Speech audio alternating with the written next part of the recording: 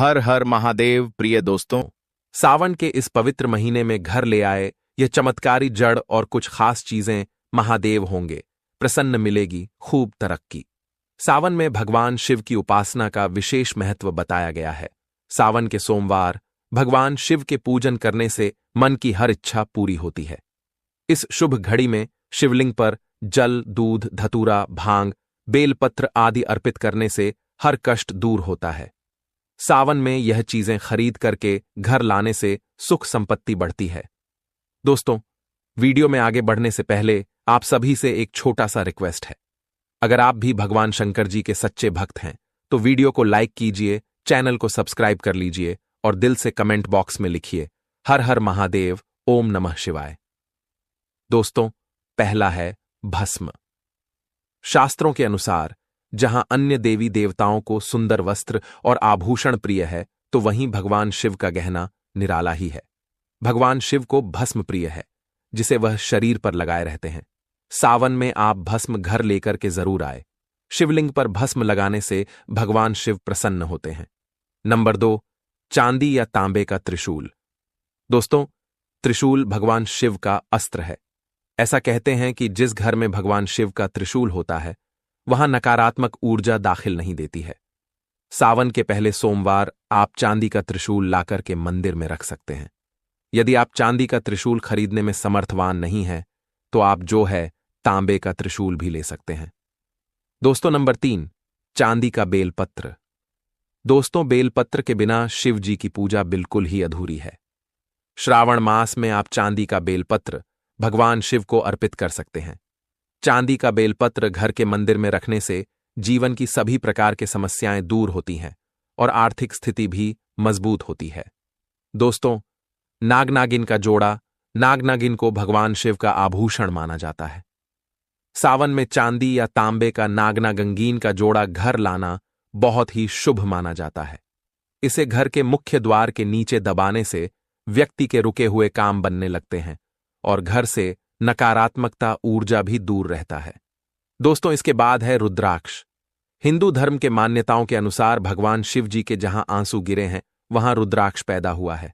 सावन के महीने में आप रुद्राक्ष घर लेकर के आ सकते हैं। घर में रुद्राक्ष रखने से धन धान्य में वृद्धि होती है, जीवन के सभी कष्ट दूर होते हैं और सकारात्मक ऊर्जा का प्रवेश होता है। दोस्तों, इसके बाद है गंगा जल। श्रावण मास में गंगा जल घर लाना बहुत ही शुभ माना गया है। गंगा जल से भगवान शिव या शिवलिंग का जला अभिषेक किया जाता है। सावन में भोलेनाथ के भक्त कावड़ में गंगा जल भर करके लाते हैं। गंगा जल पहले भगवान शिव को अर्पित किया जाता है, इसके बाद उसे संभाल करके घर में रखा जाता है, जिससे घर पवित्र रहता है और घर में साक्षात भगवान शंकर जी का वास होता है। और जिस घर में भगवान शंकर जी का वास होता है, उस घर की गरीबी, उस घर की निर्धनता हमेशा हमेशा के लिए समाप्त हो जाता है। इसलिए दोस्तों, सावन के महीने में आपको अपने घर में खरीद करके गंगा जल जरूर लाना चाहिए। दोस्तों, सावन के महीने में एक मुट्ठी नमक यहां फेंक देना बदल जाएगी आपकी किस्मत। दोस्तों, जीवन में अक्सर समस्या आती जाती रहती है, लेकिन कई बार यह बाधाएं और समस्या इतनी ज्यादा बढ़ जाती हैं कि व्यक्ति परेशान होने लगता है।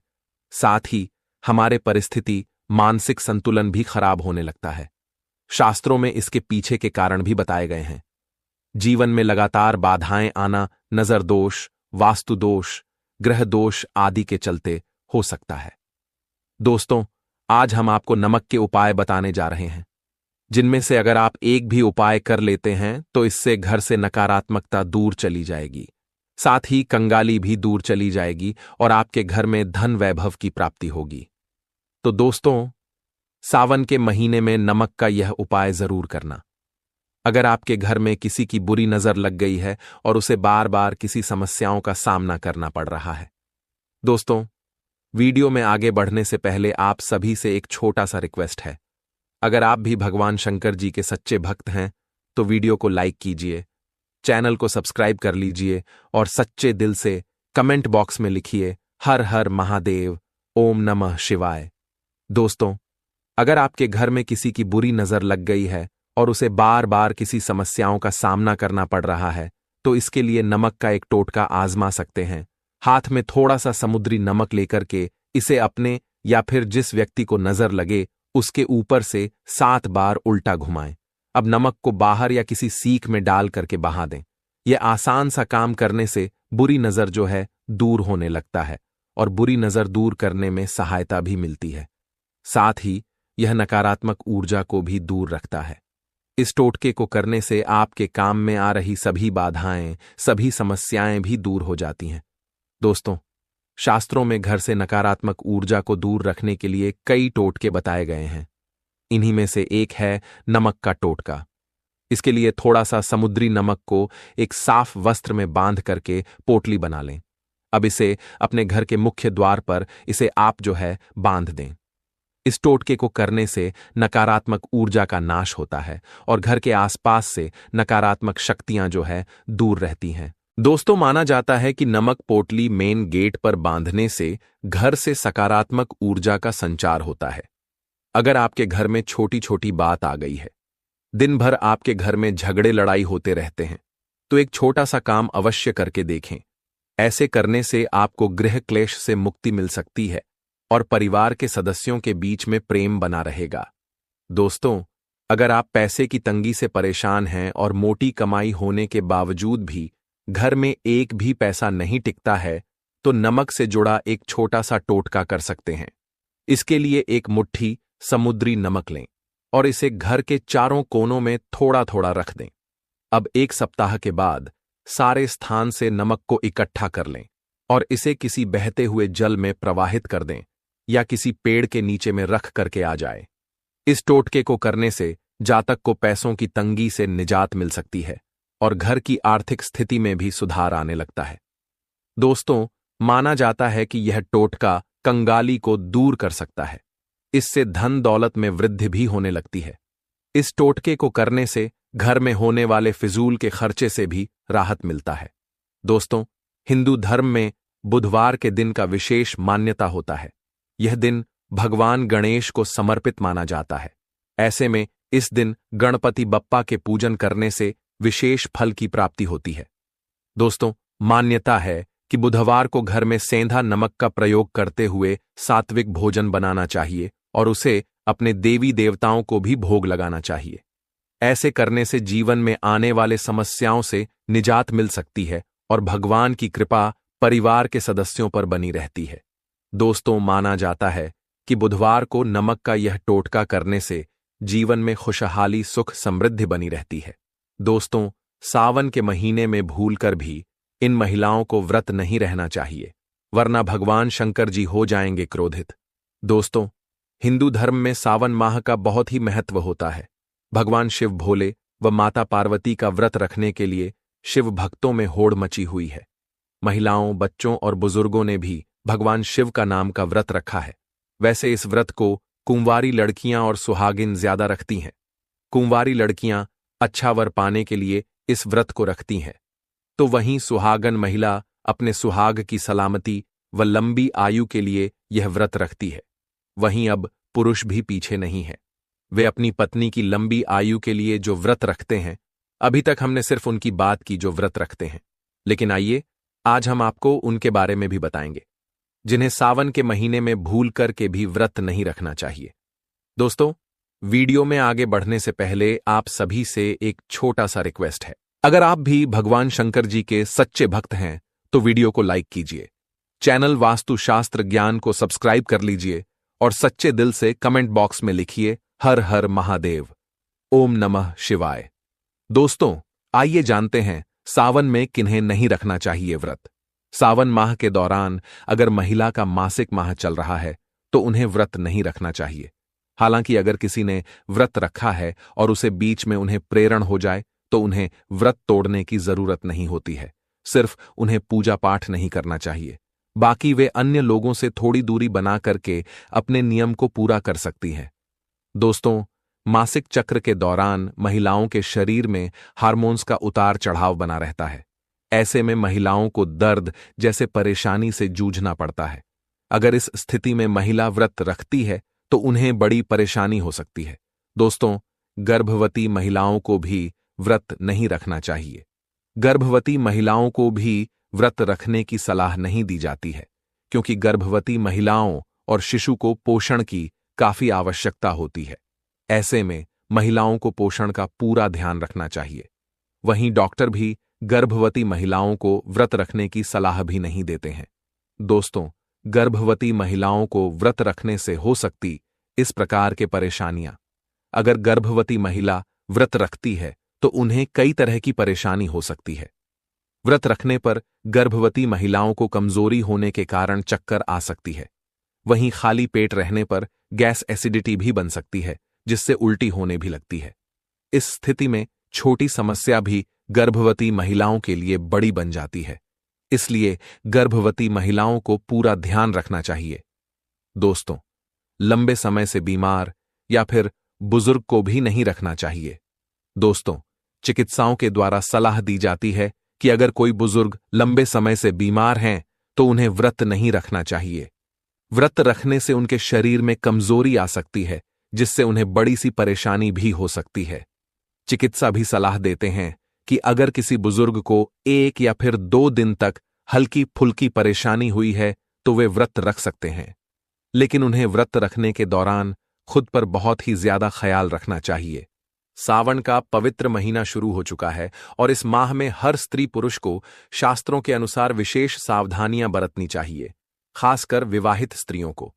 आज हम आपको बताने जा रहे हैं कि इस माह में 3 ऐसे गहने हैं जिन्हें शादीशुदा महिला को भूलकर भी नहीं पहनना चाहिए, नहीं तो वह अपने पति के जीवन को संकट में डाल सकती है। और सिर्फ इतना ही नहीं, हम आपको ऐसे 8 से 10 विशेष बिंदु भी बताएंगे जिन्हें हर स्त्री पुरुष को अपने वैवाहिक जीवन में एक बार अवश्य जान लेना चाहिए।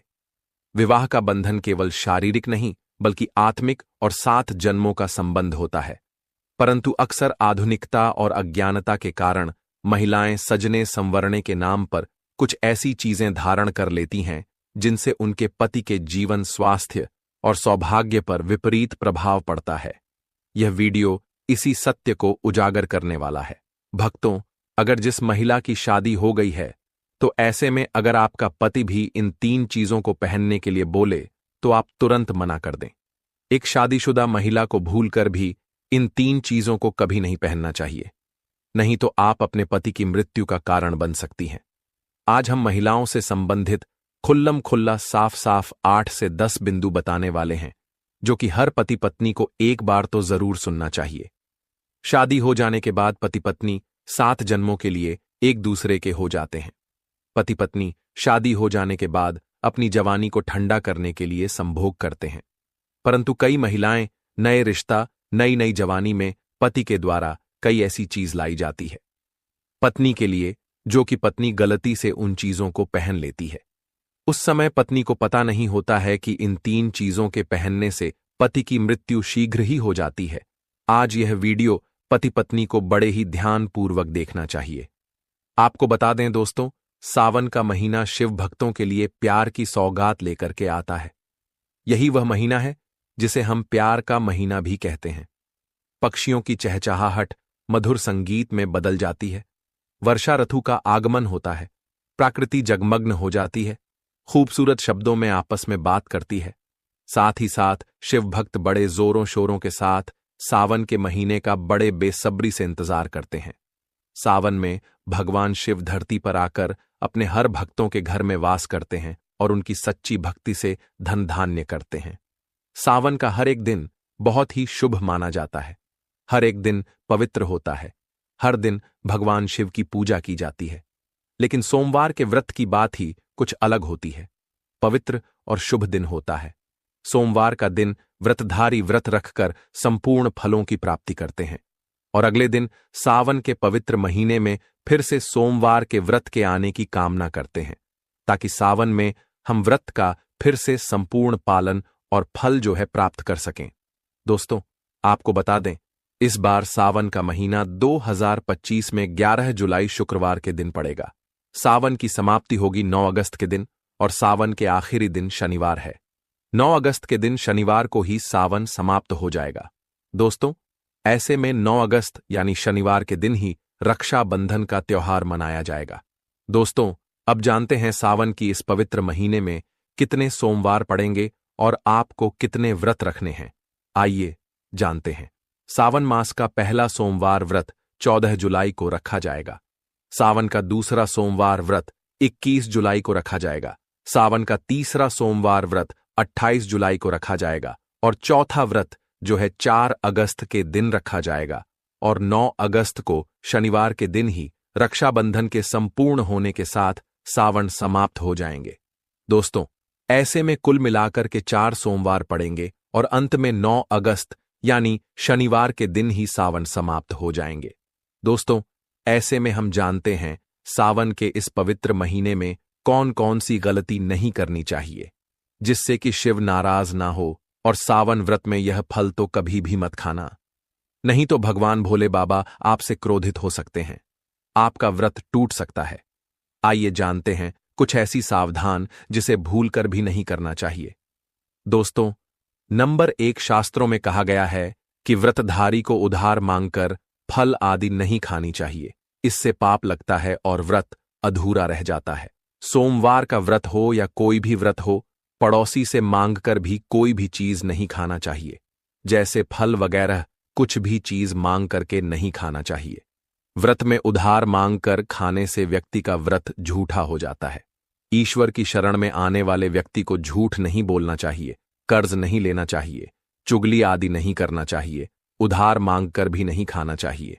अगर आपको कोई अपनी मर्जी से खाने के लिए व्रत में कुछ भी देता है तो उसे आप खा सकते हैं, लेकिन व्रत में कम से कम उधार मांगकर फल आदि नहीं खाना चाहिए।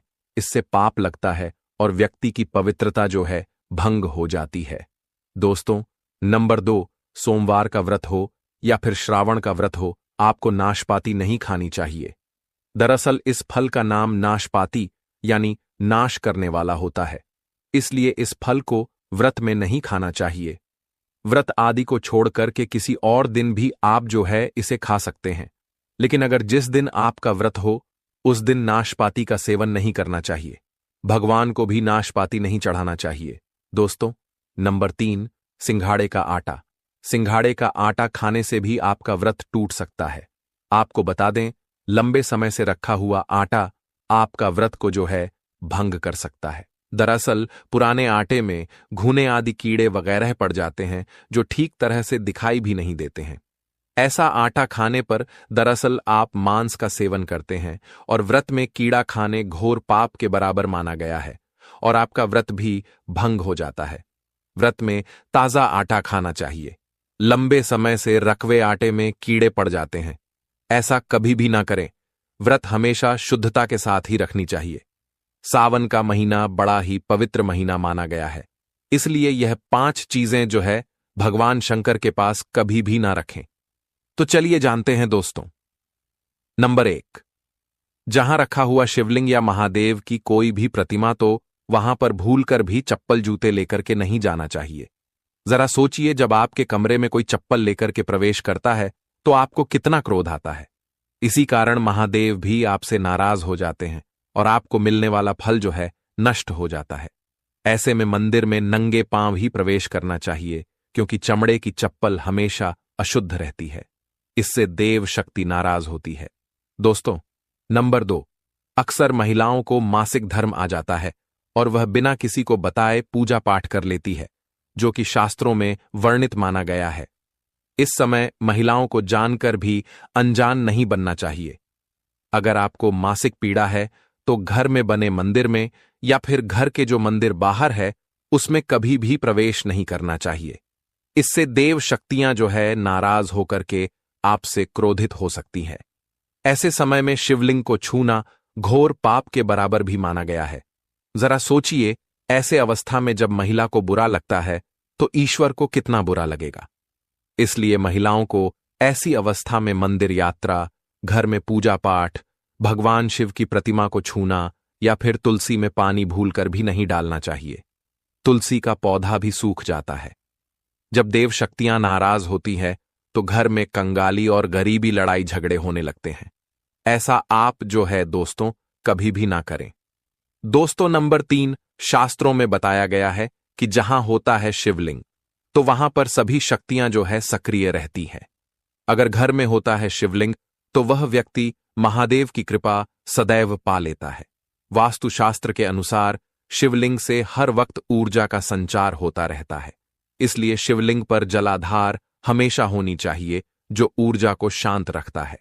कुछ लोग अपने घर में शिवलिंग तो रख लेते हैं, लेकिन वह 1 हफ्ते के बाद जल चढ़ाते हैं, जो कि बिल्कुल भी अच्छा नहीं माना जाता। अगर आप जल नहीं चढ़ा सकते तो आप अपने घर पर शिवलिंग स्थापित कभी भी ना करें, जो कि गरुड़ पुराण में बताया गया है। इससे उल्टा घर का जो है विनाश होता है। दोस्तों, नंबर 4, शास्त्रों में बताया गया है कि तुलसी और महादेव का बैर माना गया है। इसी कारण तुलसी में शिवलिंग और गणेश की प्रतिमा कभी भी नहीं रखना चाहिए। कई लोग जाने अजाने में शिवलिंग को जो है तुलसी में रख देते हैं और घर में परेशानियां आना जो है शुरू हो जाती है। इससे महाशक्तियां जो है क्रोधित हो जाती हैं। शिवलिंग पर तुलसी भी नहीं चढ़ाना चाहिए। तुलसी में और शिवलिंग में कुछ दूरी होनी चाहिए। दोस्तों, नंबर 5, घर का मंदिर या बाहर का मंदिर, किसी भी मंदिर में ऐसे व्यक्ति को प्रवेश नहीं करना चाहिए जिसने स्त्री प्रसंग अर्थात संभोग किया हो या उसने मांस खाया हो। अगर आप शारीरिक रूप से गंदे हैं तो मंदिर के आसपास भी नहीं जाना चाहिए। घर के बने मंदिर में कोई कपड़ा आदि डाल देना चाहिए। जरा आप ही सोचिए दोस्तों, क्या आप मांस खा के या फिर स्त्री के साथ शारीरिक संबंध बना करके भगवान के पास में जाएंगे और क्या वह आपसे प्रसन्न होंगे? बिल्कुल भी नहीं। वह आपसे क्रोधित हो सकते हैं और आपसे नाराज भी हो जाएंगे।